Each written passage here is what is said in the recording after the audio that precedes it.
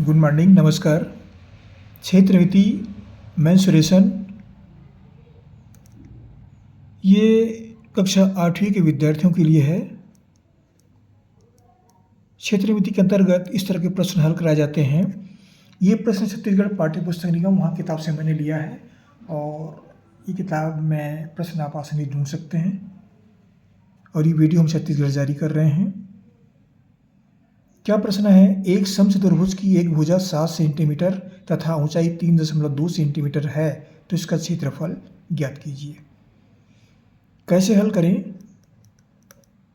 जो बातें दी गई हम पहले नीचे उतार लेते हैं। एक समचतुर्भुज है,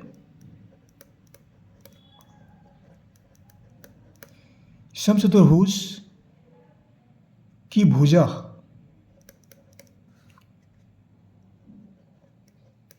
बराबर दिया है 3.7 सेंटीमीटर है। ये 7 सेंटीमीटर और ऊंचाई बराबर दिया गया है। ऊंचाई को h से व्यक्त करते हैं, बराबर 3.2 सेंटीमीटर। ये हमको दिया गया है। क्या निकालना है? इस समचतुर्भुज का क्षेत्रफल। समचतुर्भुज का क्षेत्रफल ये हमको ज्ञात करना है। कैसे निकालें? इसके लिए हम एक चित्र का सहयोग लेते हैं, बनाते हैं। ये चित्र आप देख रहे हैं, ये चित्र है। ये समचतुर्भुज है। समचतुर्भुज का आशय जो है, एक ऐसा समांतर चतुर्भुज जिसके सभी भुजाओं की लंबाई या मापदंड बराबर हो। समचतुर्भुज में सभी भुजा का माप बराबर होता है।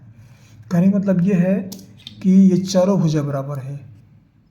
ये चारों भुजा बराबर है। ये इसका नामकरण कर देते हैं हम A, B, C और D।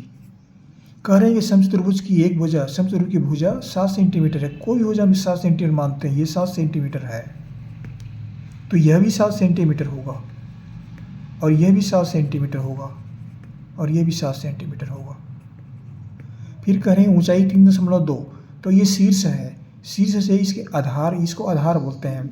आधार पर डाला गया लंब, ये यहाँ से मान लो इसको AF से व्यक्त करते हैं, तो AF जो है ये ऊंचाई कहलाएगा और ये ऊंचाई जो है 3.2 सेंटीमीटर है। इस तरह से चित्र में आप समझ सकते हैं।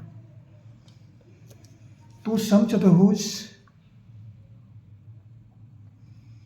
का जो क्षेत्रफल है वो निकालते हैं। उसका सूत्र भी याद रखना आवश्यक है।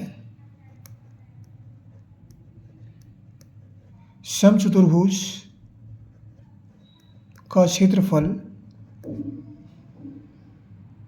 का जो सूत्र है वह आधार गुणित ऊंचाई।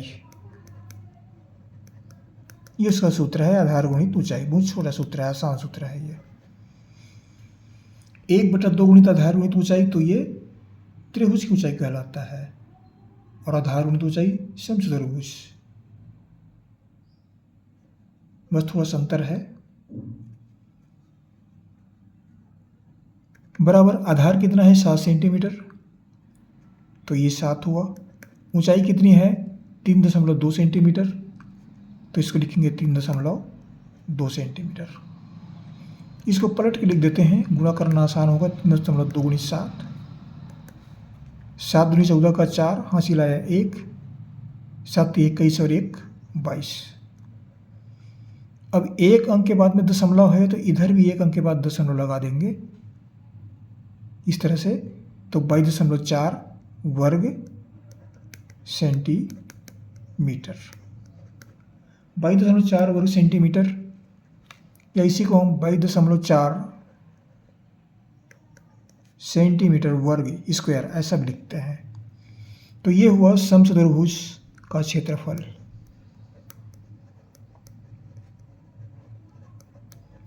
समचतुर्भुज का क्षेत्रफल इस तरह से